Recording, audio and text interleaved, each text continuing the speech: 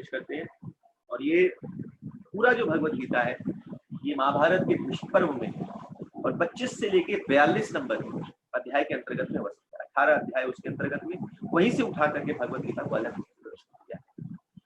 यहाँ पर मैं तीसरे अध्याय में मैं संक्षिप्त रूप से बता दूं कि तीसरे अध्याय में क्या क्या चीजों का वर्णन भगवान करने वाले हैं। पहली चीज भगवान कहने वाले हैं तीसरे अध्याय में कि निष्काम भाव से अपनी अखिल चेष्टा करना कर्म योग की स्थापना करते हैं। और कर्म योग में विशेष रूप से भगवान बताते हैं कि निष्काम कर्म के द्वारा और अपनी चेष्टा, निष्काम कर्म के अंतर्गत में चेष्टा होती है, निष्काम कर्म के अंतर्गत में प्रयास होता है। ज्ञान में, बहुत ध्यान से, ज्ञान में और कर्म के अंदर में दो चीजें, प्रयास होता है। परंतु भक्ति के अंतर्गत में प्रयास तो होता है और इसमें ज्ञान और कर्म के अंदर में प्रयास के साथ साथ में आत्मनिर्भरता होती है, खुद के ऊपर में डिपेंडेबल रहता है, अपने आप को जानना होता है। परंतु भक्ति के अंतर्गत में प्रयास होता है पर निर्भरता जो रहती है वो भगवान की, तो ये भेद होता है। तो निष्काम कर्म योग में, कर्म योग के अंतर्गत में कर्म योग क्या हुआ कि जहां भगवान बताते हैं कि निष्काम कर्म से किस प्रकार चेष्टा कर करके हम कर्म योग की प्राप्ति कर सकते हैं, इसमें भगवान बताते हैं। दूसरी बात भगवान यहाँ बताते हैं इस अध्याय के अंतर्गत में कि जितने भी विषय भोग और जितनी भी कामनाएं, विषय भोग की जितनी भी कामनाएं हैं, और जब ये कामनाएं हृदय पे रहने पर, जब ये कामना, विषय भोग की कामना हृदय पर आती है, तब आने पर कोई वाहिक अगर कोई संन्यास रूप धारण करता है और अंदर में भोग की विषय वासना अगर हृदय में उपस्थित है तब वो पाखंडी कहलाता है। तो भगवान ने संन्यास भी बताया कि किस प्रकार कर्म संन्यास, ज्ञान संन्यास, भगवान ने इसको एक्सप्लेन किया कि संन्यास मतलब त्यागना, छोड़ना। पर केवल एक बाहरी बेस को हम त्यागी समझ लेते हैं, पर अंदर में भोग विषय की कामना अभी भी उपस्थित है, तो भगवान बोलते हैं वो क्या है, पाखंडी। फिर कहते हैं कि जब तक हमारे हृदय में इस कर्म योग, जब तक हमारे हृदय में इंद्रियों के प्रति, आत्म इंद्रिय भोग की इच्छा बनी रहेगी, तब तक हमारे जीवन में कल्याण का मार्ग हमारे जीवन का खुलेगा। जब तक आत्म इंद्रिय भोग की इच्छा से निवृत्त होंगे तब कल्याण का मार्ग आगे खुलता है। इसे भगवान फिर एक्सप्लेन करते हैं कि जो वैदिक यज्ञ जितने भी होते हैं, वैदिक यज्ञ में लौकिक विषय सुख की प्राप्ति होगी। आप जितने भी यज्ञ करो, अनुष्ठान करो, भगवान कहेंगे आगे, बड़ा सुंदर वर्णन है की चीज। भगवान कहते हैं कि वैदिक यज्ञ में लौकिक विषय सुख तो मिलेगा और सुख की प्राप्ति भी होगी, परंतु ये जो सुख है ये कैसे है, भगवान बोलते हैं ये अनित्य, नित्य नहीं रहेंगे। और दूसरी बात, इसके संग में दुख आएगा। ये अकेला केवल सुख सुख लेकर के नहीं आता है, जब सुख आपको दिखाई देगा तो इसके संग में दुख भी उपस्थित रहेगा, तब ये दुख मिश्रित सुख आपके जीवन में प्रवेश करेगा। कब, जब हम वैदिक यज्ञ में लौकिक विषय सुख को ढूंढने का प्रयास करते। और कर्म योग में चित्त की शुद्धि होती है, पहले भी बात होती है, चित्त का शुद्धिकरण है। भगवान बताते हैं वैदिक, इसके कर्म योग में चित्त की शुद्धि किस प्रकार होती है, और इसी के लिए भगवान फिर कर्म, अकर्म और विकर्म को उपस्थित करते हैं। कोई सवाल है किसी का?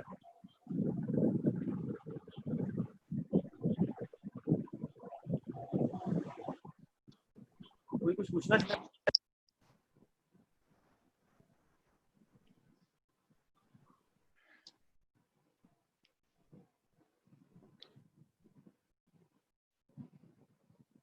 तब इसी बात को लेकर के भगवान ने विशेष रूप से तीसरा अध्याय उपस्थित, हाँ निष्कामता है, विषय भोग कामना में अगर हृदय में उपस्थित है और बाहर से त्याग है तो पाखंडी है। त्याग होना उतना जरूरी नहीं है, भक्ति के अंतर्गत में त्याग इतना जरूरी नहीं है जितना वैराग्य जरूरी है। आध्यात्मिकता में प्राप्त होने के लिए बाह्यिक त्याग नहीं चाहिए, वैराग्य चाहिए। वैराग्य मतलब उस चीज को मन से हमने छोड़ा, मन से जब छोड़ा जाता है तब वो वैराग्य। जब ये पंच इंद्रियां कोई चीज को छोड़ती है तो वो त्याग कहलाता है, और जब छठी इंद्रियां, जब मन उसको त्यागती है तब वो वैराग्य।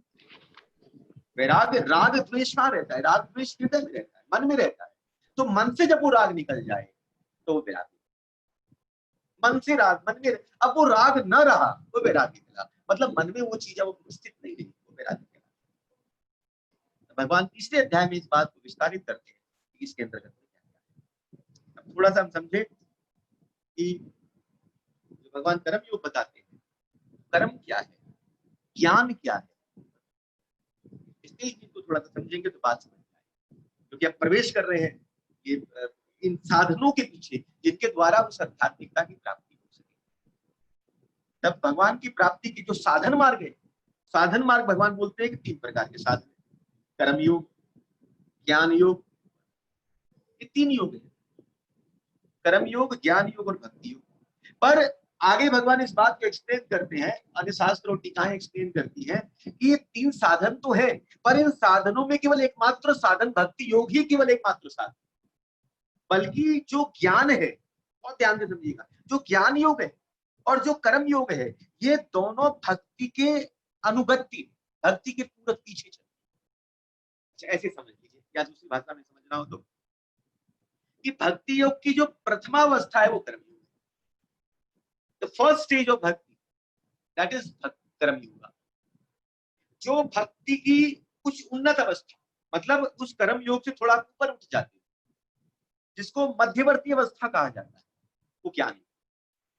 और जब इस साधन की परिपक्व अवस्था में पहुंचते हैं तब वो भक्ति योग।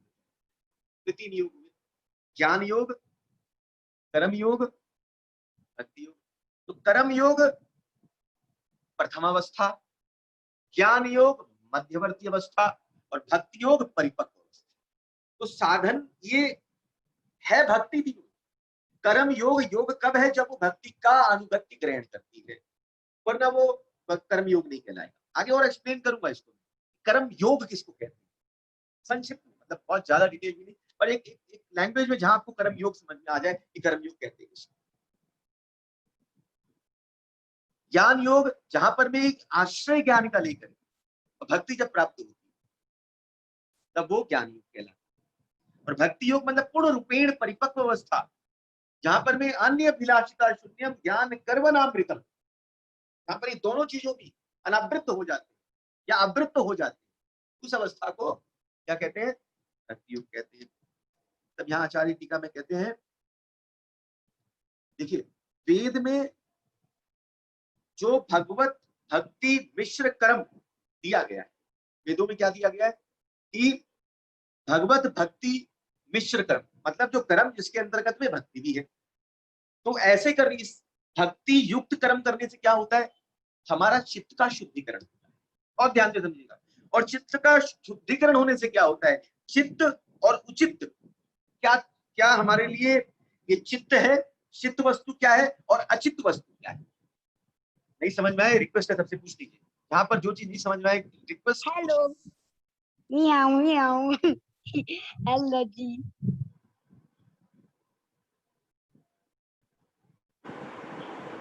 हाँ काइंडली हैंड रेज करिएगा और पूछिएगा। तो 2 चीजें होती हैं जब वेद में भगवत भक्ति मिश्र कर्म किया जाता है। भक्ति के संग में जब कोई कर्म करे, एक्शन करे, उसमें भक्ति का मिश्रण हो, तब उससे क्या होता है, चित्त का शुद्धिकरण होता है वो कर्म के द्वारा। और जब चित्त का शुद्धिकरण होता है तो चित्त का और अचित्त का, चित्त मतलब होता है आध्यात्मिक, अचित्त और चित्त दोनों का ज्ञान प्राप्त होता है। और यही ज्ञान क्या कहलाता है, तत्व ज्ञान कहलाता है।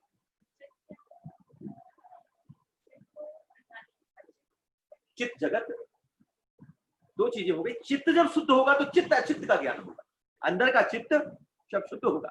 जब अचित्त किसको कहते हैं, हमारा स्वभाव, जहां पर स्वभाव बनता है, हमारा अंतःकरण शुद्ध हो जाए। अंतःकरण का शुद्धिकरण मतलब 3 चीजें हो गई, मन, बुद्धि और अहंकार। ये तीनों जब शुद्धिकरण की अवस्था में आते हैं, जब तीनों शुद्ध हो जाते हैं या शुद्ध होने लगते हैं, हो रहे होते हैं, तो अंतःकरण का शुद्ध होना मतलब चित्त का शुद्ध होना।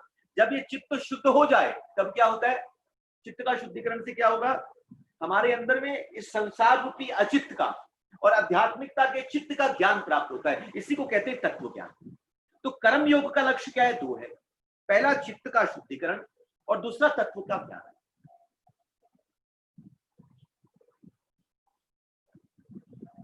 ये 2 चीजें होती हैं। और जहां पर में कोई भी ज्ञान और कर्म भगवत शून्य हो, मतलब अगर भक्ति से शून्य होकर के, यहाँ पर भक्ति नहीं, जिस ज्ञान में और जिस कर्म में, तो वो दोनों क्या निरर्थक है, मतलब कोई काम की नहीं रहेगा। तो गीता का जो गुण रहस्य है, जो भगवान आगे भी कहते हैं, आगे इसको एक्सप्लेन भी करते हैं भगवान गीता के इस अनंत गुण रहस्य को। और भगवान कहते हैं केवल निर्विशेष ज्ञान द्वारा। निर्विशेष ज्ञान का मतलब क्या होता है? निर्विशेष भी हम एक समय जाकर के हम उसमें सायुज्यता को प्राप्त कर देंगे, आपको भगवान कुछ है नहीं, केवल एक ज्योति समान है, निर्विशेष अगर भगवान को मानते हैं तो उसके द्वारा भी मुक्ति की प्राप्ति नहीं हो सकती। बहुत ध्यान दें, क्योंकि ज्ञान, जैसे मैंने कहा कि कर्म योग का लक्ष्य क्या है? अंतःकरण की शुद्धि और तत्व ज्ञान की प्राप्ति। और ज्ञान योग का लक्ष्य क्या है? ये दो चीजें चलती। ज्ञान योग मुक्ति की तरफ भागता है, और कर्म योग जो है वो अंतःकरण का शुद्धि करता है और शुद्धि कर करके तत्व ज्ञान की तरफ जाता है। जब तक अंतःकरण शुद्ध नहीं होगा तब तक चित्त और अचित्त का ज्ञान प्राप्त नहीं होगा। ये ध्यान से समझ लीजिएगा। परंतु जैसे ही इन दोनों के अलावा अगर भक्ति आ जाए, स्वतंत्र रूप से भक्ति आ जाती है, तो स्वतः ही आपका चित्त का शुद्धिकरण भी होता है, आपको तत्व ज्ञान की प्राप्ति भी होती है और मुक्ति भी प्राप्त होती है। आप बोलेंगे कैसे? भगवान महाप्रभु पहला श्लोक ही बोलते हैं, क्या बोलते हैं? चेतो दर्पण मार्जनम भव महादावा निर्वापनम श्री कैरव चंद्रिका विक्रम विद्या वधु जीवनम आनंदाम बुद्धिवर्धनम पतिप्रदम पूर्णमृता स्वादनम सर्वात्मनम सन परम परम विजयते श्री कृष्ण संत। महाप्रभु कहते हैं कि चित्त का मार्जन केवल एक ही चीज है भक्ति में, क्या है? भगवान के नाम का कीर्तन। जब भक्ति हरे कृष्ण महामंत्र का जप करते हैं तो चित्त का शुद्धिकरण होता है, और जब शुद्धिकरण होता है तब क्या होता है? इस हरि नाम के द्वारा ही, ये करने से ही, मात्र से ही भगवान हमको ज्ञान प्राप्त करते हैं।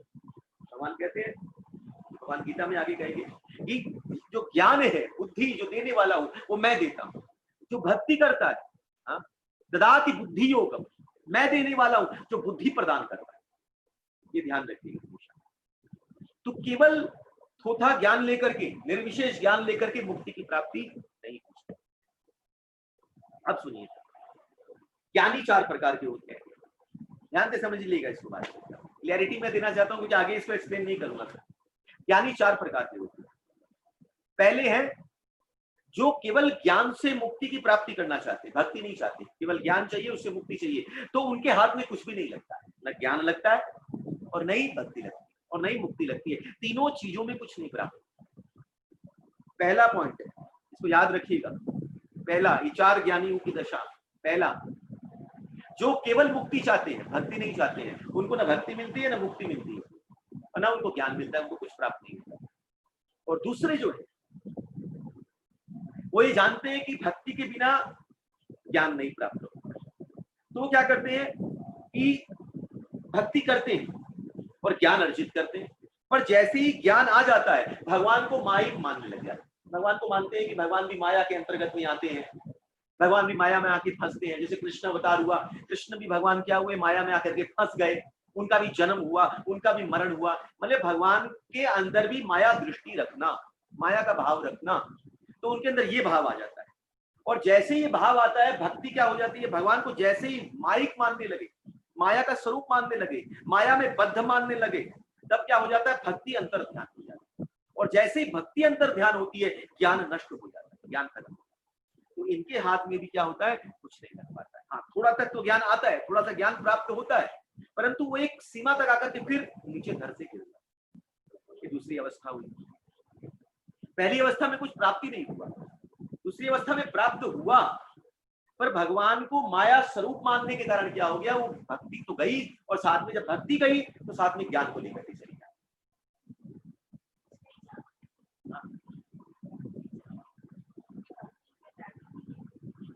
भक्ति जाती नहीं है, लक्ष्य भक्ति नहीं है। लक्ष्य है कि भक्ति को माध्यम बनाया है ज्ञान अर्जित करने का। जैसे कई लोग आते हैं कि भाई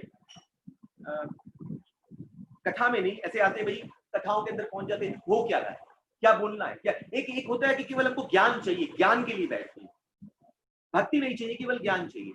पर भक्ति सहारा लेते हैं, और जैसे ठीक है, जब तक भक्ति मिलेगी ज्ञान भी मिलेगा, और अगर उस दोनों का सहारा लेकर के आगे बढ़ गए तो मुक्ति मिल जाएगी।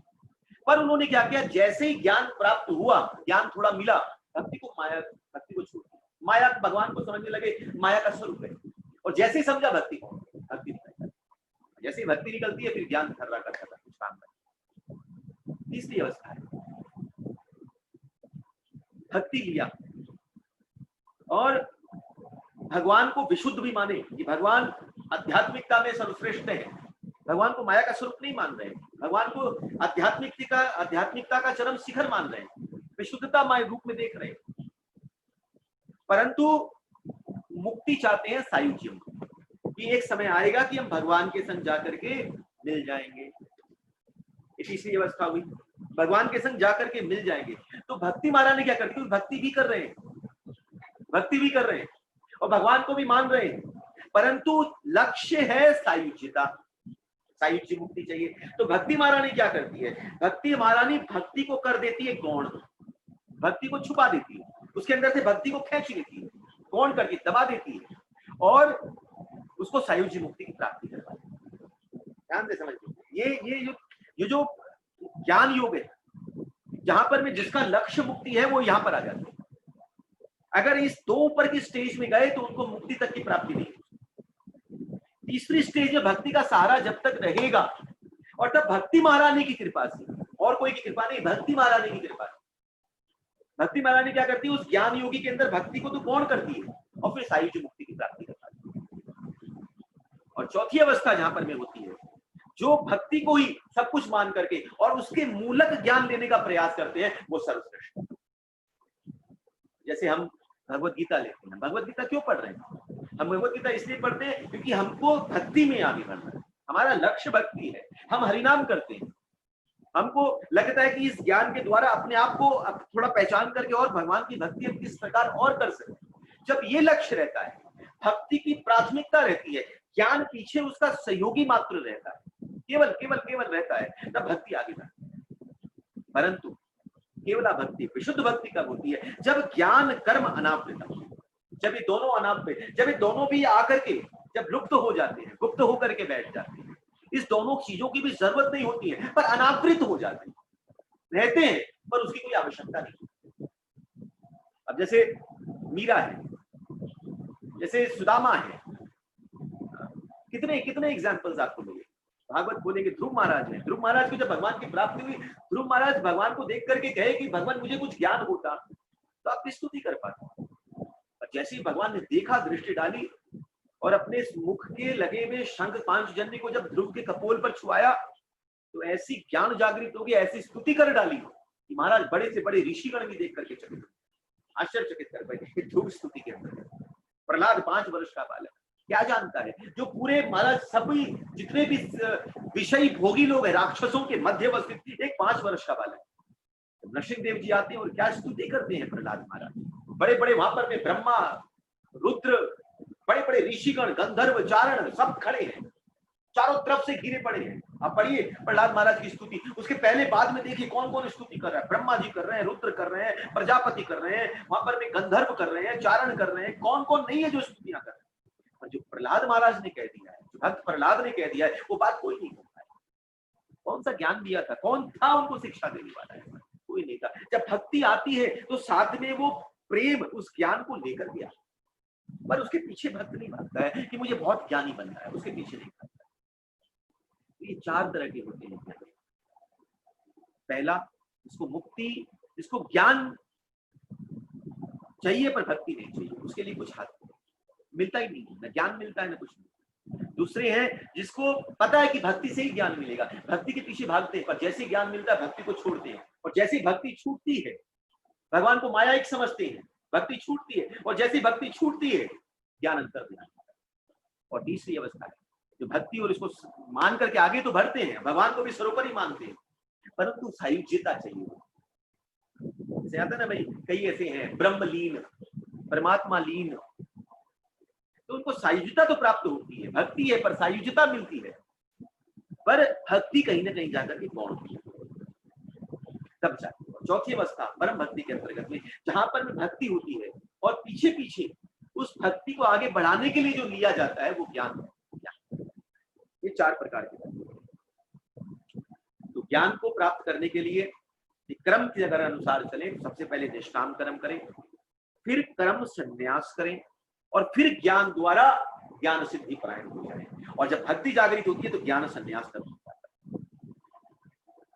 माता जी का सवाल है, इस सायुज्य क्या होता है। सायुज्य मतलब होता है कि भगवान में जाकर के विलीन हो जाना, एक हो जाना। सायुज्य मुक्ति मतलब हम भगवान में जाकर के एक हो गए, पर ये कभी हुआ नहीं जा सकता, एक नहीं हो सकते। सायुज्य मुक्ति मतलब एक होना, वो लगता है एक जैसा पर एक होते नहीं। जैसे समझ लीजिए एक सूरज की किरण जब गिरती है ना धरती पर, तो आप दूर से देखो एक किरण गिर रही है, एक वाक्स से लेकर के एक छिद्र से अगर कोई सूर्य की किरण गिर रही हो तो आपको दिखाई देगी सूर्य की किरण, और उसके पास जाकर के देखोगे तो आपको उसमें डस्ट पार्टिकल्स, छोटे छोटे छोटे छोटे अनगिनत डस्ट पार्टिकल्स दिखाई देंगे, पर दूर से देखोगे तो वो दिखाई नहीं देगा। तो आप दूर से जो देखेगा उसको लगेगा कि वो डस्ट पार्टिकल्स नहीं है, वो एक ही है जो भी, पर पास जाकर के देखोगे तो आपको पता चलेगा कि डस्ट पार्टिकल्स अलग है, ये सूर्य की किरण है। उसी प्रकार में ये जो जीवात्मा है ये डस्ट पार्टिकल्स की तरह है, और जो भगवान की ज्योति स्वरूप है, तेज है, इस तेज में जाकर के जब ये जीवात्मा बैठती है, इसको ये सायुज्य समझते हैं। ये सोचते एक हो गए, पर एक नहीं होते, उस ज्योति के अंदर जाकर के स्थापित हो जाते हैं अपने अपने। इसको हमने दूसरे अध्याय में हमने पढ़ा भी था, नत्वे वाहम जातु नाशम नत्वे नेमे जनाधिपा नचेव न भविष्याम सर्वत्व मदम। भगवान ने इस बात को, मायावाद के इस निर्विशेषता को, इस सायुज्यता का खंडन। इससे वो प्रश्न है अभी तक जो बात, कोई प्रश्न है तो पूछ सकते हैं।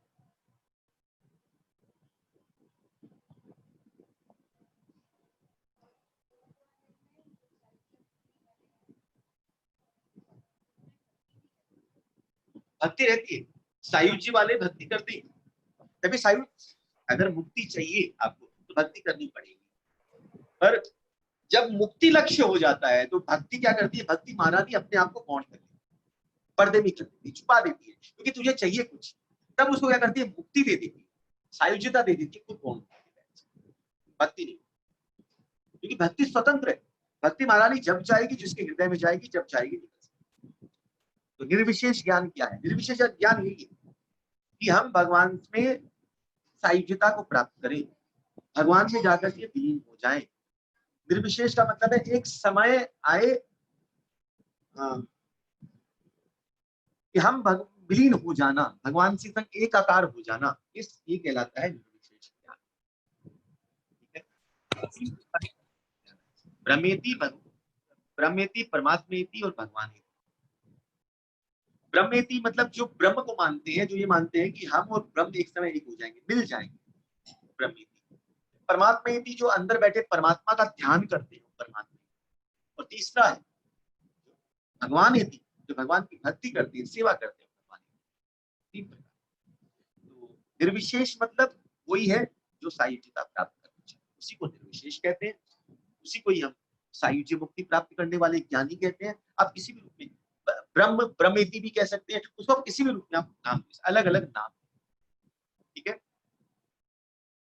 हरे कृष्णा प्रभु जी। हरे कृष्णा माता जी। प्रभु जी, चित्त भगवान हुए और अचित्त ये प्रकृति बोले ना। चित्त मतलब आध्यात्मिक जगत है, कुछ भी चीज जो आध्यात्मिकता से रिलेट करती है वो चित्त जगत है।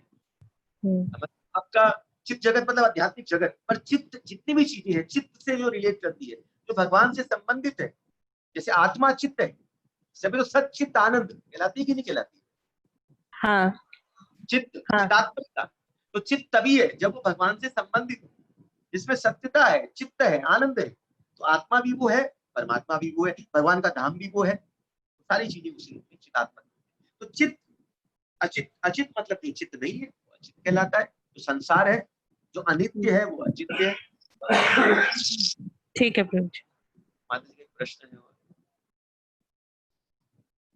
हरे कृष्ण प्रभु जी, can you explain this in relation to shloka 53 that we had explained समीपता इन कर्म योगा, सायुज्यता इन ज्ञान योगा, एंड संबंध इन, मैंने इस बात को भी रखा था 53 नंबर श्लोक में। बहुत सुंदर माता जी ने पूछा कि हम भगवान से समीपता चाहते हैं, पास चाहते हैं, ये कर्म योग के अंदर। ज्ञान योग, जहां भी ज्ञान की मैं बात कर रहा हूँ, ज्ञान योग में सायुज्यता चाहिए कि भगवान में जाकर के हम एक हो जाए, दैट इज ज्ञान योग। और भक्ति योगा में भगवान से एक संबंध होता है, भगवान से रिलेशन होते हैं, भगवान से सेवा होती है, भगवान से प्रेम स्थापित करने का प्रयास होता है। ये ठीक है। अब आ जाते हैं, ये हो गया, पहले मैंने आपको समझाया कर्म योग क्या है, फिर मैंने आपको बताया ज्ञान योग। अब तीसरी बात आ जाती है कि भक्ति क्या है। भक्ति दो प्रकार की, एक होती है केवला भक्ति, एक होती है प्रधानी भूता। बहुत ध्यान से इसलिए ये समझेंगे तो क्लैरिटी आ जाएगी कि जो मैंने कहा ना चौथे नंबर का ज्ञानी, जो भक्ति कर रहा है, भक्ति और ज्ञान पीछे से ले लेकर के क्या कर रहा है, भक्ति को आगे बढ़ा, ये मैंने कहा। यहाँ पर में भक्ति फिर दो प्रकार की, एक होती है केवला भक्ति और एक होती है प्रधानी भूता। तो केवला भक्ति क्या होती है? केवला भक्ति को ही कहते हैं अनन्या भक्ति, जो भगवान ने 9वें अध्याय 22 नंबर श्लोक में कहा, अनन्य जो मेरी भक्ति करता है। अनन्य मतलब इसका और कोई दूसरा नहीं है, और कोई दूसरा साधन संसाधन नहीं, और कोई पीछे में उसको सपोर्ट नहीं करता है। समझ रहे बात? मतलब और कोई पीछे लगा नहीं है उसके, केवल भक्ति है, केवल मुझ पर आश्रित है। ना ज्ञान पीछे है, ना कर्म पीछे है, ना कोई वस्तु पीछे नहीं है उसके। भक्ति स्वतंत्र होकर के और स्वतंत्र रूप से उस भक्ति को करता है, केवल मुझ पर आश्रित, वो अनन्यता है। तो केवला भक्ति मतलब अनन्यता। जहां पर में शब्द आएगा ना अनन्य भक्ति, मतलब समझेगा केवला भक्ति, या केवला भक्ति आएगी तो अनन्या भक्ति। तो इसके बहुत नाम है। अकिंचन भक्ति, अकिंचन भक्ति, इसी को कहते हैं विशुद्ध भक्ति, और निर्गुणा, निर्गुणा भक्ति की। तो ये जो नाम है केवला भक्ति, जहां पर में न ज्ञान है न कर्म, वो स्वतंत्र रूप से भक्ति करता है। आ गया तो आ गया, नहीं आया तो उसके पीछे में ज्ञान और कर्म उसके आगे पीछे डोलते कि मुझे भी थोड़ा तू अपना ले। विद्यावली में श्लोक है जहां पर गोस्वामी बोलते हैं कि जो भक्ति करता है दृढ़ता से करता है, अन्य अभिलाषा शून्य, और लिखते हैं कि अगर तो दृढ़ता से भक्ति करता है, उसका एक मात्र लक्ष्य क्या है कि वृंदावन के अंतर्गत में कालिंदी तटकुंज, वहां पर उपस्थित होकर के जो वहां पर में अनंत वृंदावन की उस कालिंदी तट पर जो कुंज है, और कुंज मंदिर के अंदर में प्रिया प्रीतम की अनंत रसधारा का स्मरण करते हुए जो लेशादपि भजना, जो बैठ करके भजन करता है, उस श्रेष्ठ केवला भक्ति। जहां पर और कोई लक्ष्य नहीं है, उसके पीछे मुक्ति आती है। आचार्यगण लिखते हैं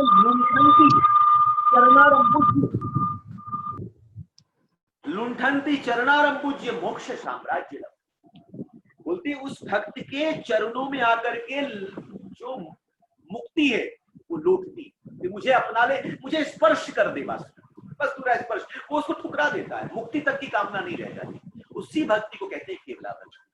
ना कर्म दिखता है, ना योग, कुछ नहीं दिखता है, केवल दिखते ही है तो केवल क्या, भगवान की संतुष्टि दिखती है और कुछ नहीं। कैसे भगवान को मैं प्रसन्न करूं, उसके लिए मैं कुछ भी करने को तैयार है, केवल उनकी प्रसन्नता के लिए, उस विशुद्ध तत्व को प्राप्त करने के लिए, उसको खुश करने के लिए। दैट इज केवला। इसमें कितनी कथाएं आ जाएंगी। आप कर्मा बाई दातुन से खिचड़ी, अपने मुंह का दातुन निकाल करके खिचड़ी बना दी, उसको खिचड़ी में डाल दी। सोच के देखिए वो भक्ति हम सोच नहीं सकते, वो केवला भक्ति के अंतर्गत, जहां पर मैं ये नहीं रहा कि मुझे क्या मिलेगा क्या नहीं मिलेगा, पाप पुण्य सारे द्वंद्वों से रहित हो जाता है। केवल एक ही लक्ष्य रहता है, भगवान की प्रसन्नता, भगवान की खुशी, केवल यही लक्ष्य रह जाता है, वो केवला भक्ति। इसी केवला भक्ति को कहा जाता है अनन्या भक्ति, अकिंचन भक्ति, निर्गुणा भक्ति और विशुद्ध भक्ति। इसी भक्ति दूसरी प्रकार की भक्ति होती है प्रधानी भूता। प्रधानी भूता भक्ति किसको कहते हैं? जिसके अंतर्गत ज्ञान और कर्म आते हैं। एक होता है, ये दो प्रकार की होती है प्रधानी भूता, एक होती है ज्ञान प्रधानी भूता, एक होती है कर्म प्रधानी भूता। जब ज्ञान कर्म प्रधानी भूता भक्ति होती है, तब इसके अंतर्गत में चित्त की शुद्धि और अंतःकरण की शुद्धि, और अंतःकरण की शुद्धि के बाद तत्व ज्ञान की प्राप्ति। ये तभी होगी, अंतःकरण शुद्ध और तत्व ज्ञान तभी होगा जब भक्ति होगी। और जब ये भक्ति का लक्ष्य कर्म रहता है, तो इसमें दो चीजें मिल जाती है, चित्त की शुद्धि मिलती है और तत्व ज्ञान की प्राप्ति। इसको बोलते हैं प्रधानी भूता भक्ति।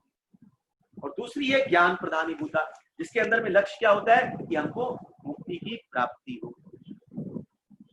तो ध्यान से समझिएगा।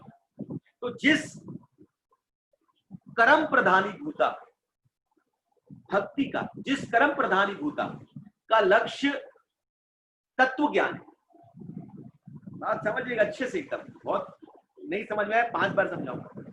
जिस कर्म प्रधानी भूता भक्ति का लक्ष्य तत्व ज्ञान है, तत्व ज्ञान किसके द्वारा?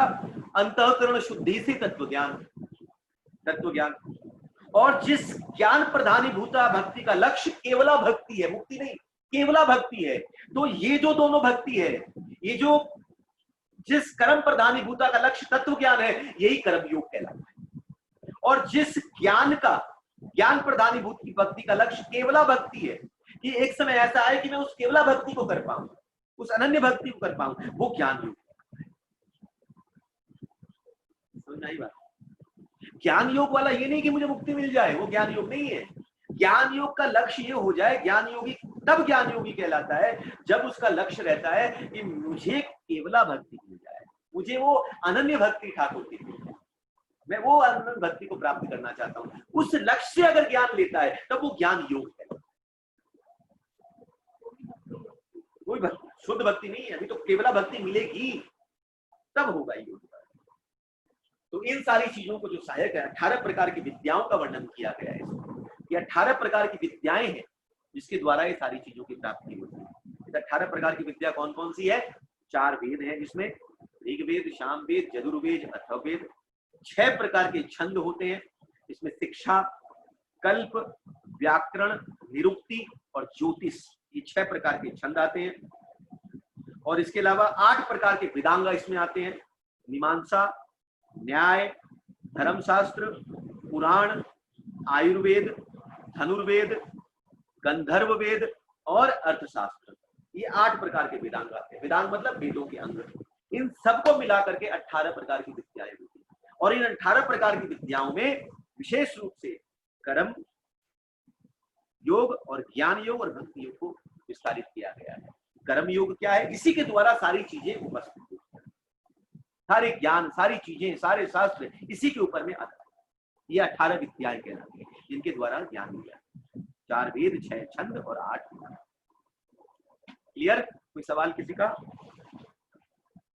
हरे कृष्णा प्रभु जी। हरे कृष्णा। हरे कृष्णा। हरे कृष्णा। प्रभु जी, ज्ञान योग में अगर केवला भक्ति टारगेट है तो भक्ति योग में फिर क्या टारगेट रहेगा? जैसे ज्ञान योग में क्या भक्ति योग मतलब केवला भक्ति, भगवान की प्रसन्नता, बस। तो ज्ञान योग में फिर भक्ति योग में फर्क क्या हुआ? ज्ञान योग का लक्ष्य है केवला भक्ति। हाँ, मुझे वो केवला भक्ति मिल जाए, मुझे वो भक्ति मिले। हाँ। भक्ति योग के अंदर में जब भक्ति योग करती है तो वहां लक्ष्य ये नहीं होता कि मैं केवला भक्ति करूं, वहां पर भक्ति योग लक्ष्य नहीं होता है, वहां भगवान की प्रसन्नता लक्ष्य। अच्छा, ठीक है प्रभु। है ना? हाँ प्रभु जी। यहाँ पर ये मैंने संक्षिप्त रूप से बताया कर्म योग क्या है। कर्म योग मतलब जहां पर में विशेष रूप से उपस्थित क्या चीजें हैं, जहां पर में लक्ष्य अंतःकरण शुद्धि से लेकर के तत्व ज्ञान की तरफ जो जाता है वो ज्ञान कर्म प्रधानी भूता भक्ति कर्म योग कहलाती है। जहां पर लक्ष्य तत्व ज्ञान, तत्व ज्ञान मतलब जहां चित्त अचित्त का ज्ञान पूर्ण रूपेण हो जाए, और वो होगा अंतःकरण की शुद्धि। और अंतःकरण की शुद्धि कैसे होती मैं पहले बता चुका हूं। अंतःकरण की शुद्धि 3 चीजों से होती है, मन, बुद्धि और अहंकार। ये तीनों की शुद्धिकरण, अहंकार का शुद्धिकरण हो जाए अनासक्ति से, बुद्धि की शुद्धिकरण हो जाए समता से, और मन का शुद्धिकरण हो जाए कर्म फल इच्छा का त्याग। ये 3 चीजों से इस हम अंतःकरण की शुद्धि या निष्काम कर्म की तरफ, यही निष्काम कर्म कहलाता है, यही अंतःकरण की शुद्धि। ठीक है, ये अंतःकरण की शुद्धि होगी तब जाकर के तत्व ज्ञान चित्त चित्त का ज्ञान प्राप्त होगा। ये लक्ष्य जब होगा कर्म योग है। और जब ज्ञान प्रधानीभूता होता है तब लक्ष्य केवला भक्ति होता है, तब ज्ञान योग कहलाता है। भक्ति योग तो अपने आप में, केवला भक्ति अपने आप में श्रेष्ठ है, जहां पर लक्ष्य केवल क्या होता है, हर कुछ साधन नहीं है, हर कुछ साध्य होता है। भगवान का नाम साध्य है, भगवान की कथा साध्य है, भक्तों का संग साध्य है। ये साध्यता बहुत इंपॉर्टेंट है। भक्ति जब केवला भक्ति करता है, हरे कृष्ण करता है, तो हरे कृष्ण महामंत्र से क्या चाहता है? वो यही चाहता है कि एक समय मेरे मुख से ऐसा हरि नाम निकल जाए, विशुद्ध हरि नाम निकल जाए, जो कृष्ण को प्रसन्न कर सके। ये हरि नाम साध्य बनना है। हरि कथा, ऐसी हरि कथा प्राप्त हो जाए कि मेरे 10,000 शरीर में कान उपस्थित हो जाए और हरि कथा में श्रवण करता रहूं। हरि कथा साध्य हो जाती, जो भरत मां, जो विशेष रूप से पृथु महाराज और भक्तों का संग भी साध्य है कि नित्य मुझे भक्तों का संग प्राप्त हो सके, जो ध्रुव महाराज साध्य मत किया। वरना हम सोचे भक्तों के संग से भक्ति मिलेगी, वो तो बाहरी पक्ष मिल गई, पर लक्ष्य क्या है? भक्तों का संग लक्ष्य भी है, लक्ष्य भी भक्तों का संग। ये साधन ही नहीं है, ये साध्य भी जीवन में। तो केवला भक्ति जब आती है, जब भक्ति जीवन में आती है, तो किए गए हर कृत्य साधन ही नहीं होते हैं, वो साध्य रूप में आकर के उपस्थित। समझ में आई बात? क्लियरिटी? हरे कृष्णा प्रभु जी। बहुत साउंड है। हरे कृष्णा प्रभु जी। हरे कृष्ण। प्रभु जी, जो जैसे ज्ञान योग में आप बोले केवला भक्ति टारगेट है, तो जो मुक्ति टारगेट रखते हैं उनको, उसको क्या बोलते हैं अपने? तो मुक्ति टारगेट रखेंगे वो ज्ञान योग के अंतर्गत। तब फिर क्या हो? ज्ञान। अच्छा, ज्ञानी कहलाएंगे। हाँ, किसी जो कर्म योग के अंदर मिल जाएंगे वो कर्मी कहलाएंगे। अच्छा, ठीक है। योग तभी होगा जब वो भक्ति जो प्रधानीभूता हो जाए। जब दो प्रकार की भक्ति के अंदर जब वो प्रधानीभूता हो जाएगा तब वो योग कहलाएगा, वरना योग नहीं। इतना ठीक है ना?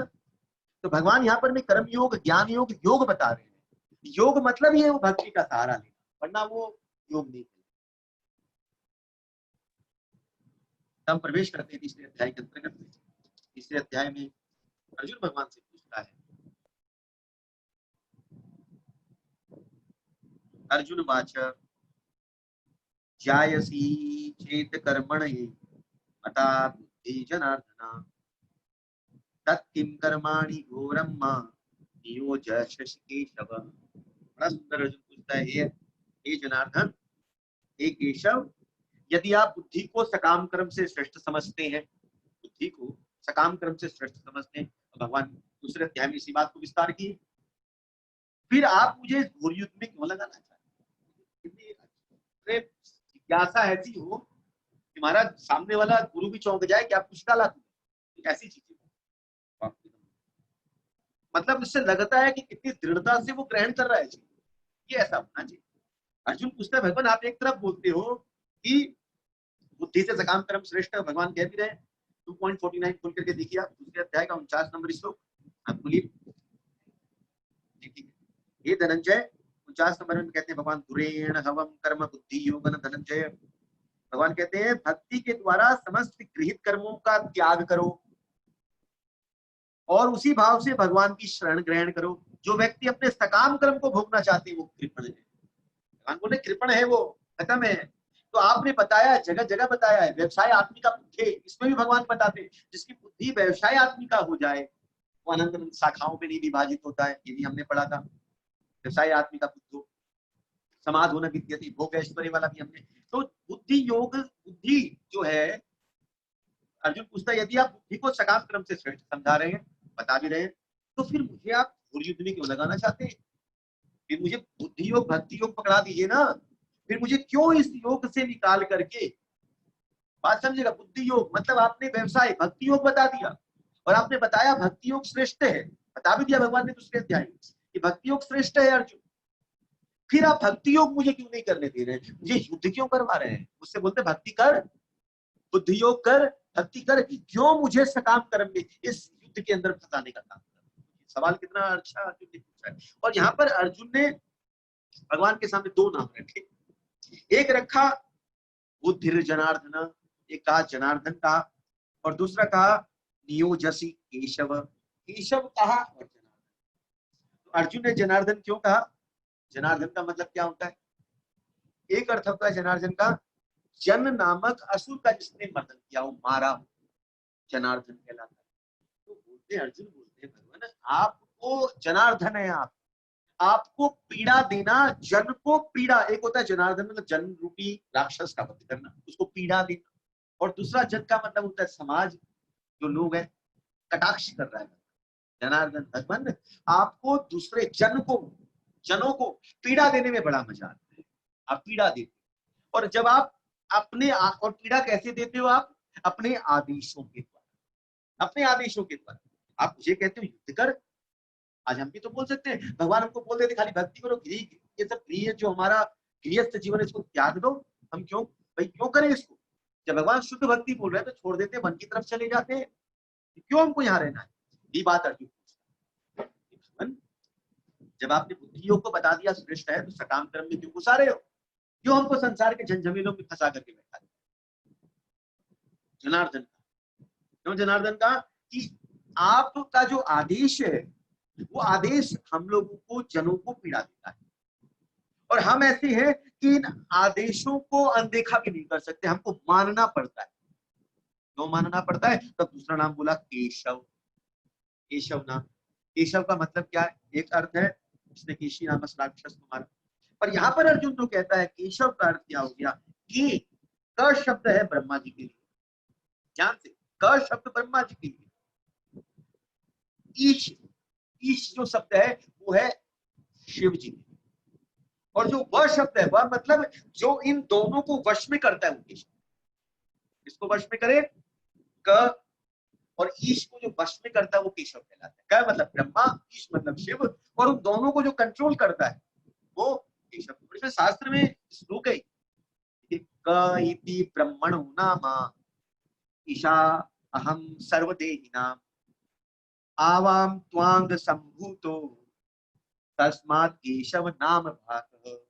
अरे क नाम, क इति ब्रह्माणु, अरे ब्रह्मा का नाम क है, और ईशा, ईश नाम जो है क्या है? बोला इदम सर्वदेही, सभी को वो करने वाले शिव के रूप में आकर के बैठते, और अवांग त्वांग संभूतो तस्मात् केशव नाम होता है। और जब इन दोनों को जो कंट्रोल करता है, वश में करता है, संभूतो, तो उनको पकड़ करके बैठता है, उनके कंट्रोल में रहता है, ये दोनों संसार को कंट्रोल करते हैं, और इन दोनों को कंट्रोल केशव करता है। जो इन दोनों को कंट्रोल करता है केशव।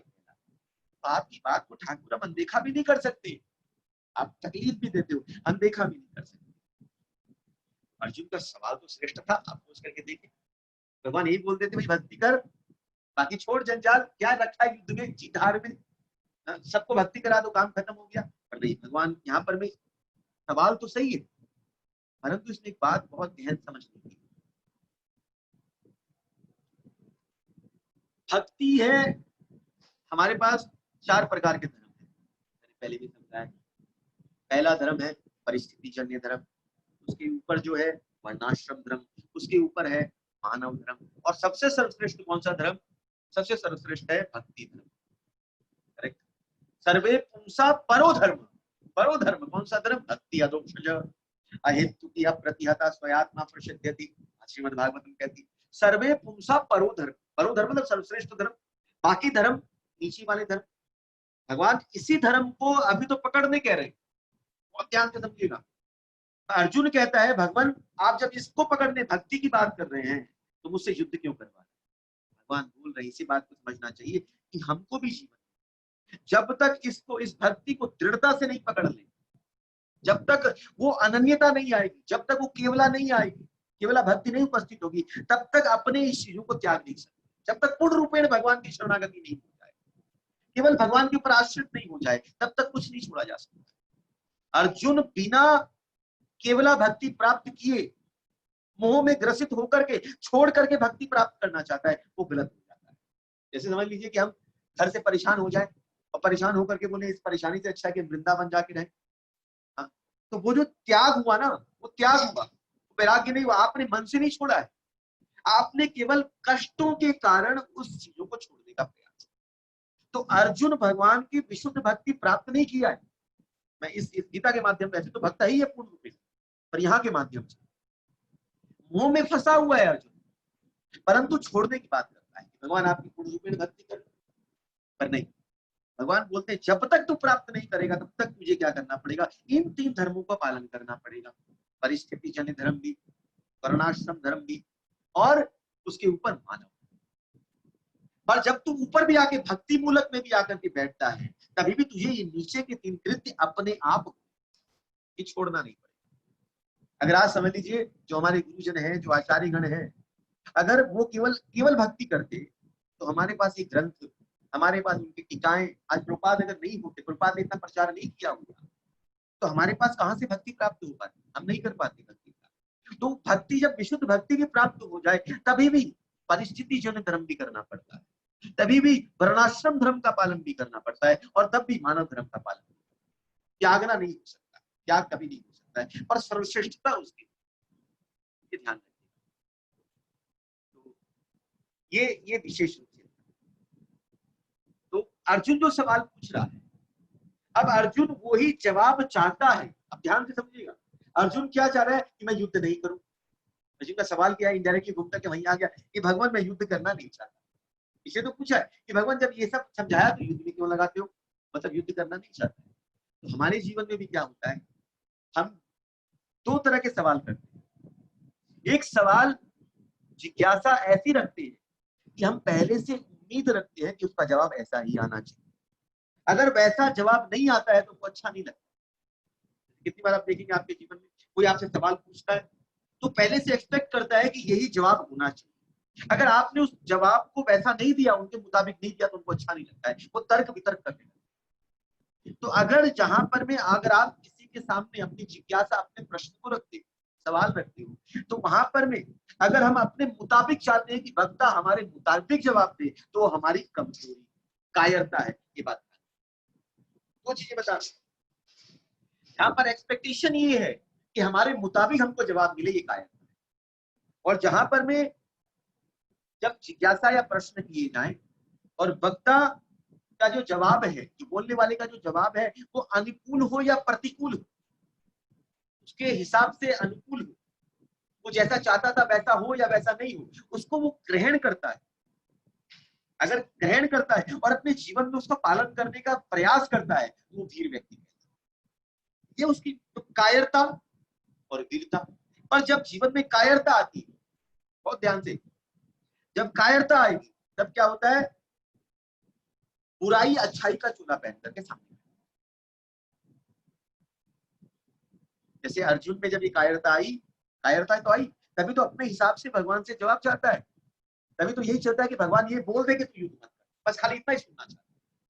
और जब ये आता है तो क्या होता है कि बुराई अच्छाई का चोला कपड़ा पहन करके बाहर सामने। अर्जुन के अंदर में भी कर्तव्य त्याग रूपी जो बुराई है, ये हिंसा त्याग रूपी अच्छाई का चोला पहन के सामने। इससे अर्जुन बार बार एक ही बात उठाता है कि भगवान हिंसा करना गलत बात, ये अच्छाई दिखाई देती है। तो हमको भी बाहर से ये अच्छाई दिखाई देती है। जो गीता के मर्म को नहीं समझते, वो ये सोचते हैं कि अर्जुन ठीक कहता था कि युद्ध नहीं करना चाहिए, क्यों भगवान ने युद्ध कराया, क्योंकि बाहर की अच्छाई दिख रही है, पर अंदर में जो कर्तव्य त्याग की बुराई है वो दिख रही है। जैसे मैंने पहले भी एग्जाम्पल दिया सीता मैया का। रावण जब सीता मैया के पास आया, अब सीता मैया ने भी क्या किया, देखिए राम जी को निकाला, जाओ हिरण लेकर के आओ। राम जी ने बोला ठीक है मैं जाऊं, पर लक्ष्मण की बात मत काटना, लक्ष्मण तेरी सुरक्षा। तो अपने मुताबिक अपनी इच्छा को पूर्ण करने के लिए लक्ष्मण तक का बहिष्कार किया कि तुम राम के पीछे जाओ। अपनी इच्छा को पूर्ण करने के लिए सीता मैया ने भेजा। तब क्या हो गया, बुराई अच्छाई का चूल्हा पहन करके आ गई। रावण जो था वो महाराज सन्यासी का रूप धारण खड़ा हो गया, वेद मंत्र बोलने लगा, और वही सीता मैया।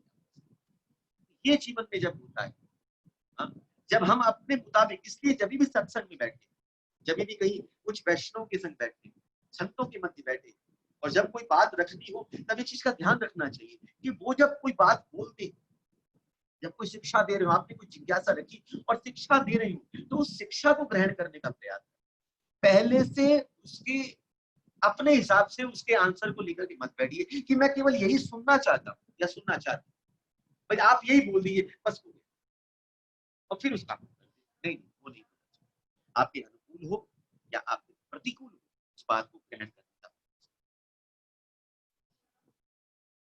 यहाँ पर मैं अर्जुन जो पूछता है इसी बात को लेकर, हे जनार्दन, हे केशव, यदि आप बुद्धि को सकाम कर्म से श्रेष्ठ समझते हैं, फिर आप मुझे क्यों लगाना चाहते हैं। दूसरे श्लोक में अर्जुन कहते हैं, व्यामी श्रेण इव वाक्येन बुद्धिं मोह्यसीव मे, तदेकं वद निश्चित्यं येन श्रेयम् अहम् आप्नुयाम्। अर्जुन कहते हैं आप व्यामिश्रित, मतलब अनेका अर्थ उपदेशों से मेरी बुद्धि मोहित हो गई है, अतः कृपा करके निश्चय पूर्वक मुझे बताइए कि इनमें से मेरे लिए सर्वाधिक श्रेष्ठ है। अर्जुन अब क्या पूछते हैं, भगवान आपने इतना सारा उपदेश एक साथ दे दिया, ये भी दे दिया, ये भी दे दिया, ये भी दे दिया, इसका भी दे दिया, उसका भी दे दिया, ज्ञान भी बता दिया, कर्म भी बता दिया, सब बता दिया, अपनी भक्ति भी बता दिया, इसके अंदर कैसे निकलना है, सब साधन संसाधन सारे बता दिए, खिचड़ी बन गई। ये समझ में नहीं आता है कि मुझे करना क्या है। तब अर्जुन देखिए बहुत इंपॉर्टेंट शब्द क्या बोलता है, आपके व्यामिश्रित, मतलब व्यामिश्रित बहुत सारे मिश्रण उपदेशों से मेरी बुद्धि मोहित हो गई, बुद्धि मोहित हो गई। अब देखिए इसको थोड़ा थोड़ा समझिए। वो कहाँ होता है, वो कहाँ होता है, कहाँ होता है वो, कोई बोल ही नहीं रहे। मन में, मन में, मन में। पर यहाँ पर क्या कह रहे हैं, उपदेशों से मेरी बुद्धि मोहित हो गई है। अरे बुद्धि मोहित किस प्रकार होगी, मोह तो मन के अंदर होता है। तब यहाँ पर भी क्या होता है, बहुत अच्छे से समझिएगा, मतलब ये जो मोह मन के अंदर जागृत हुआ, हृदय में जो ये मोह जागृत हुआ, मन में जो ये मोह जागृत हुआ, ये मोह कहां तक जा रहा है, ये इसका असर बुद्धि तक जा रहा है। मतलब ये इतना मोहित है, ये मोहपन जो है ये बुद्धि तक जा रहा है, और ये बुद्धि तक जाता है तो क्या रूप धारण करता है, विचारों में मतभेद पैदा। देखिए बहुत ध्यान से समझिएगा, इसमें मैं दो पक्षों में समझाने का प्रयास करूंगा। तो एक होता है अहम, ऊपर में आसक्ति, अहम जिसको बोलते हैं अहंकार, और उसके बाद बुद्धि, उसके बाद अहंकार में आसक्ति है, मन के अंदर मोह है, और यहां पर में परिस्थिति है, ये सारी चीजें विचार है, परिस्थितियां भी है और विचार भी बुद्धि के अंतर्गत है। तो विचार जो है, अब देखिए संबंध भी आते हैं, तो कोई जीवन में कोई संबंध भी आ जाए तो विचार धारा उस संबंध के अनुरूप भी होने लग जाती है। और मन के अंदर जब मोहित होते हैं, जब मन के अंदर मोह जागृत होता है, तभी भी हमारी विचारधारा उस मोह से आकर्षित होता है। तो ये द्वंद्व है, मैंने पहले भी समझाया, द्वंद्व ग्रंथियां हैं, शरीर के ऊपर में रोग की ग्रंथि, आत्मा के ऊपर में 24 तत्वों की ग्रंथि, मन के ऊपर ऐषणाओं की ग्रंथि, बुद्धि के ऊपर अज्ञान की ग्रंथि, अहंकार के ऊपर आसक्ति की ग्रंथि, ये सारी ग्रंथियां। पर ये ग्रंथियां भी फिर आपस में कहीं ना कहीं एक दूसरे से कहीं और ऊंची, ये सारे द्वंद्व हैं।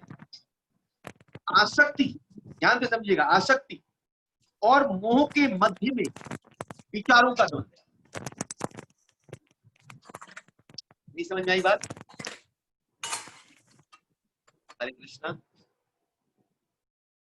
वापस समझिए, आसक्ति ऊपर है अहंकार में और मोह मन में, तो आसक्ति और मोह के मध्य बुद्धि में विचार है, इन विचारों का द्वंद्व। विचार कभी बुद्धि के मोह के द्वारा आकर्षित होते हैं और कभी संबंधों के द्वारा आकर्षित। अहंकार और मन के मध्य बुद्धि का द्वंद्व उपस्थित होता है। वैसे समझिए, मोह किसको कहते हैं और आसक्ति किसको कहते हैं? आसक्ति कहते हैं संबंध, जिसको आपने स्वीकार किया है वो आसक्ति होता है। मैं पहले भी समझा, पर गांठ मान लीजिए, आसक्ति मतलब होता है कि जिससे हमने संबंध बनाया, मेरा बोल दिया, स्वीकृति प्रदान करी है, ये मेरा भाई है, ये मेरा मित्र है, ये मेरा शत्रु है, ये स्वीकृति जो प्राप्त करवा दी है वो संबंध कहलाता है। और मोह किसको कहते हैं? मोह कहते हैं कि जब उस संबंधों के कारण, उस आसक्तियों के कारण हम अपने कर्तव्य से, अपने धर्म से, अपने कर्म से जब गिर जाते हैं, अपने कर्तव्यों से गिरते हैं, अपने धर्म से गिरते हैं, जब इससे गिर जाते हैं, पता है हमको क्या सही है और क्या गलत है, और फिर भी अपने आसक्ति के कारण उस गलत चीजों के पक्ष में खड़े हो जाते हैं, वो मोह का रूप धारण करता है। हमको पता है ये काम गलत है, ये नहीं करना चाहिए, पर संबंध ऐसा है कि हमको वो करना पड़ रहा है, तो वो जो करना पड़ता है वो मोह का रूप धारण, ये ध्यान रखें। तो मोह क्या करता है, हमारे जीवन में जब मोह जागृत होता है और वही हमारे जीवन में गलत विचार को पैदा करवाने के लिए, गलत विचारों को लाने के लिए बुद्धि को बाध्य करता है। इधर से संबंध भी बुद्धि को बाध्य करता है विचारों के लिए। तो यहाँ जो बात कर रहा है अर्जुन कि मेरी बुद्धि मोहित हो गई है, मतलब मेरे विचार मोहित, परिस्थिति मोहित नहीं हुई, विचार मोहित हो गए। तो विचारों में मतलब मोह ने बुद्धि को गलत विचार करने के लिए मोहित कर दिया है, गलत विचार लाने के लिए प्रेरित कर दिया है, उकसा दिया है। ये बुद्धि को बाध्य करता है। दोनों जगह से बुद्धि फंस जाती है, विचार फंस जाते हैं। संबंध के द्वारा भी विचारों का द्वंद, इसलिए विचारों का द्वंद हमारे अंदर में चलता है, कभी संबंधों को लेकर के, कभी हमारे अंदर मोह को लेकर के द्वंद चलता है। सारी चीजों के द्वंद्वों के अंदर भी कुछ फंसता है तो विचार फंसता है, शरीर को लेकर भी कुछ होता है तो विचार फंसता है। सारे चीजों के अंदर भी विचारधारा ये सारे द्वंद्वों को लेकर के फंसती चलती है। यहाँ पर अर्जुन कहते हैं आपके व्याम निश्चित उपदेशों से मेरी बुद्धि मोहित हुई, मतलब मैं विचार नहीं कर पा रहा, मेरी बुद्धि समझ में नहीं पा रही है कि मैं क्या करूं और क्या नहीं करूं। परिस्थिति तो दिख रही है मुझे, परिस्थिति में कोई विभेद नहीं है, पर विचारों के अंदर मतभेद है। अतः कृपा करके निश्चित पूर्वक मुझे बताइए कि मेरे लिए सर्वाधिक श्रेयस्कर क्या होगा, मुझे क्या सर्वाधिक श्रेष्ठ। अब देखिए पूछ तो रहा है, हाथ जोड़ कर पूछे भगवान बताइए, हे गुरुजन बताइए मेरे लिए सबसे श्रेष्ठकर क्या है, पर पहले से निर्णय लेकर के बैठा है कि मुझे ये नहीं करना चाहिए। तो फिर कहां से उपदेश मिलेगा, कहां से श्रेय की बात हो सकती है। अर्जुन ने पहले भी कहा था श्रेय की बात, कार्पण्य दोषो अपत स्वभाव, दूसरा अध्याय 7वें नंबर श्लोक में भी इस बात पर अर्जुन लिखा है भगवान मेरे लिए क्या श्रेष्ठकर है बताइए। फिर अर्जुन पूछता है, पर यहाँ पर भी अर्जुन फिर कहता है कि फिर आप मुझे क्यों युक्ति लगाना चाहते हो, पहले अपना निर्णय दे रहा है फिर श्रेष्ठकर। तब भगवान यहाँ कहते हैं, भगवान कहते हैं हे निष्पाप अर्जुन, मैं पहले ही बता चुका हूं कि आत्म साक्षात्कार का प्रयत्न करने वाले दो प्रकार के पुरुष, कुछ इसे ज्ञान योग द्वारा समझने का प्रयत्न करते हैं, कुछ भक्ति या सेवा के द्वारा। तो यहाँ पर देखिए बहुत इंपॉर्टेंट शब्द है, ज्ञान योगेन सांख्यानाम और कर्म योगेन योगी, दो शब्दों का इस्तेमाल किया। एक ज्ञान योगेन सांख्य, जो ज्ञान के द्वारा, ज्ञान योगेन सांख्यान, दो प्रकार की निष्ठा होती है, एक निष्ठा होती है कर्म निष्ठा और दूसरी निष्ठा होती है ज्ञान निष्ठा। जो ज्ञान निष्ठा होती है वो सांख्य कहलाती है, और जो कर्म निष्ठा, तो यहाँ पर मैं कर्म योगेन योगी नाम, कर्म योग की बात कर रहे हैं, और दूसरी जगह ज्ञान योगीन, भगवान बोलते दो प्रकार की निष्ठा। मैंने दो प्रकार की निष्ठाओं का तुझे पहले वर्णन किया, ज्ञान योग का और कर्म योग का, इस दो प्रकार। तो कर्म योगी और ज्ञान योगी में बता चुका हूं, पर कर्म योगी और ज्ञान योगी की दृष्टि कैसी होती है, कैसे देखते हैं चीजें। तो कर्म योगी क्या करता है, सांसारिक वस्तु को, ध्यान से समझिएगा, कर्म योगी सांसारिक जितनी भी वस्तुएं उसको लेकर के संसार की ही सेवा में लगाने का प्रयास करता है। इस प्रकार अपना संबंध संसार से विच्छेद। ध्यान से, कर्म योगी संसार की वस्तु को लेता है और संसार में ही लगाता है, जैसे दान पुण्य करना, किसी को जल पिला देना, खाना खिला देना, ये कर्म योगी करने का प्रयास करता है कि भाई यही कर्म योगी का लक्ष्य है।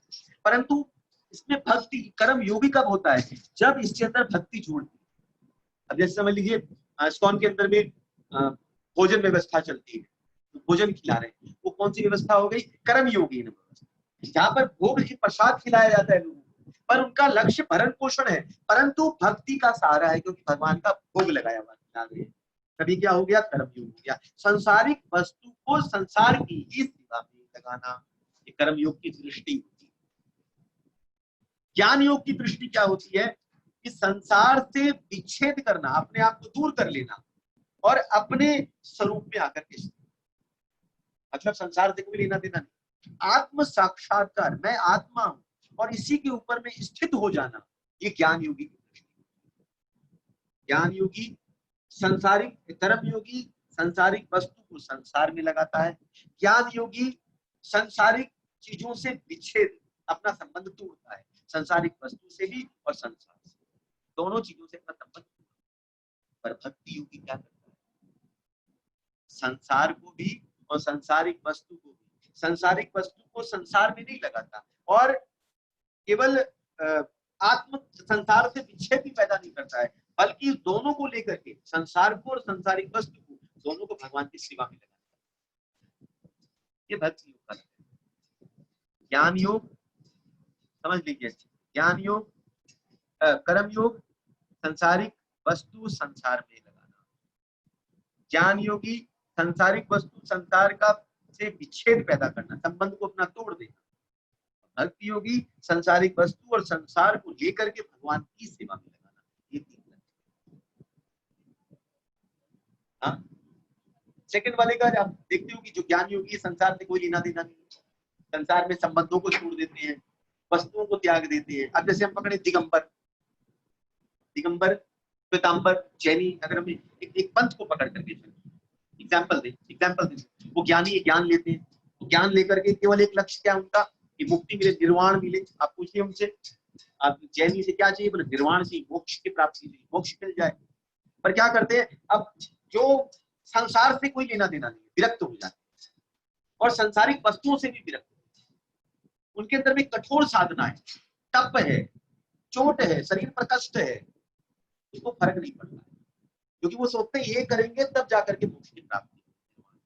जैसे हमारे यहाँ तो भक्ति के अंदर के केश उतारे जाते हैं, लोगों के केश खींचे जाते हैं, खींच करके एक बाल खींच करके निकाला जाता है। आज सोच करके देखिए क्या कष्ट होता है, और उस कष्ट को सहन करते हैं।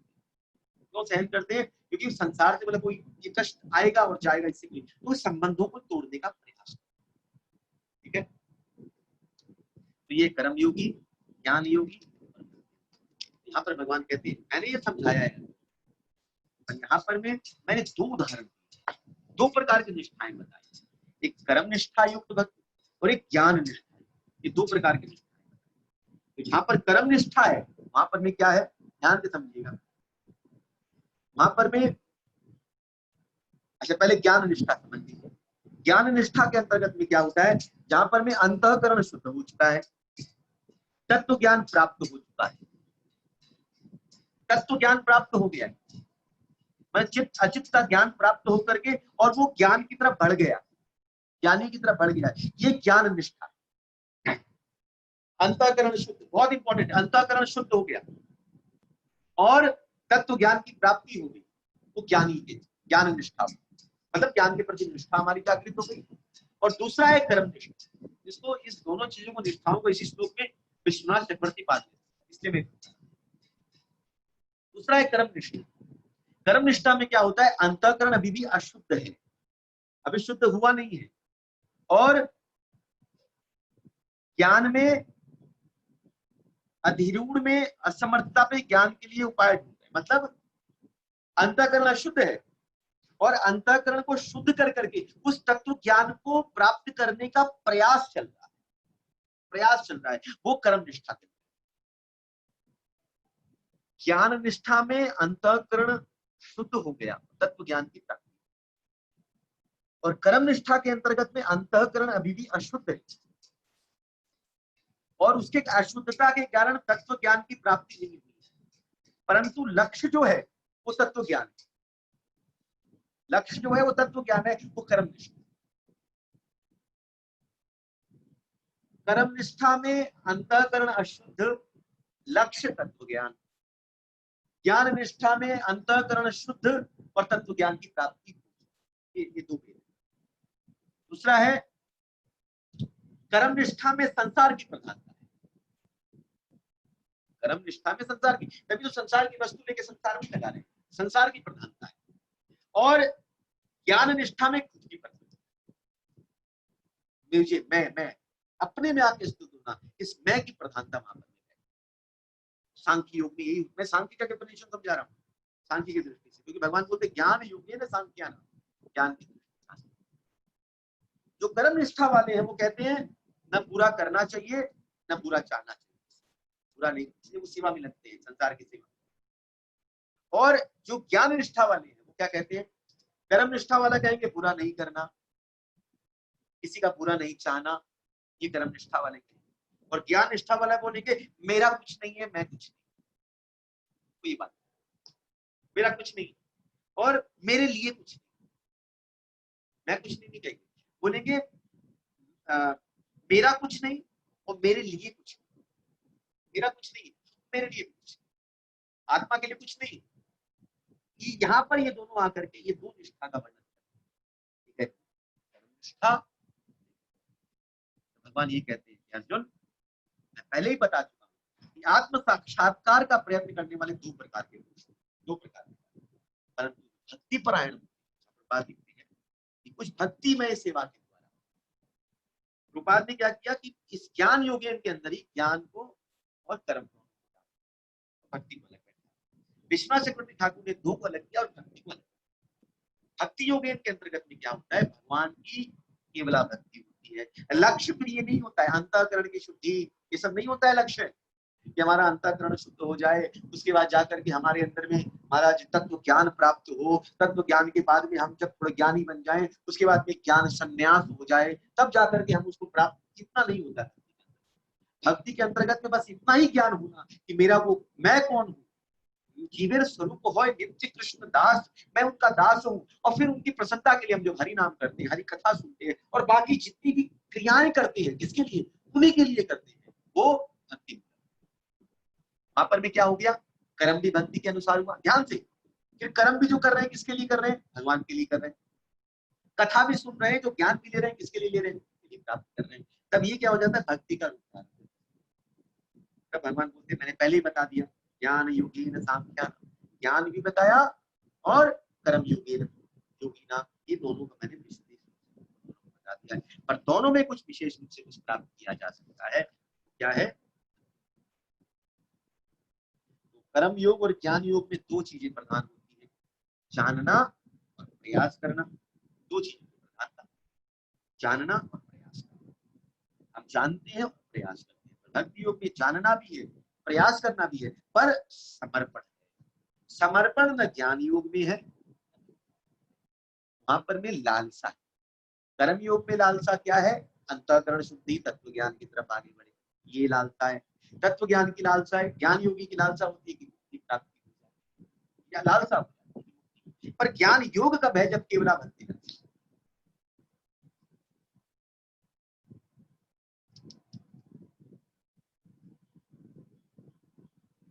और विस्तारित है इसमें, थोड़ा कॉम्प्लिकेटेड हो रहा है, मैंने बहुत सारी चीजें समझा दी, ज्ञान योग, कर्म योग, भक्ति योग। आगे मैं और विस्तारित रूप से समझाऊंगा कर्म योग को। कर्म योग के अंदर में निष्काम कर्म, सकाम कर्म, हेय कर्म, कर्म अकर्म विकर्म जब आएगा तब इसको थोड़ा सा विस्तारित करूंगा कि और क्या क्या कर्म योग के अंतर्गत में कितना कितना भाव है। तो अभी क्योंकि बहुत सारी चीजें आ गई आपके पास, तो आज कथा को नहीं रोकता हूँ अपने क्लास, क्योंकि बहुत कॉम्प्लिकेटेड हो जाएगा और मैं नहीं चाहता हूँ ज्यादा कॉम्प्लिकेशन। कोई सवाल हो, कोई जिज्ञासा हो तो आप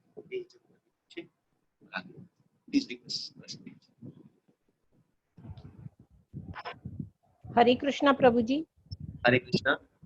अच्छा, आपने कहा जानना और प्रयास करना कर्म योग और ज्ञान योग में है, ये भक्ति योग में भी है, पर यहाँ पर लालसा है।